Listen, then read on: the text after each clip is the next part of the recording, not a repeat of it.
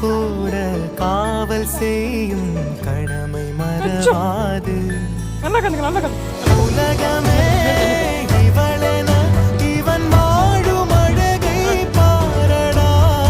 மகளென வளர்க்கிறான் இவன் உயரம் குறைந்த தாயடா. இவனின் அன்பை அளந்திட எந்த மொழியும் போதாது. இவன் அண்ணன் பாதி தந்தை மீதி ஆனானே ஆனானே. தம்பி என்ற நிலையை கடந்து போனானே போனானே. ஆழி சூழ்ந்த உலகிலே யாவும் அழகாச்சே.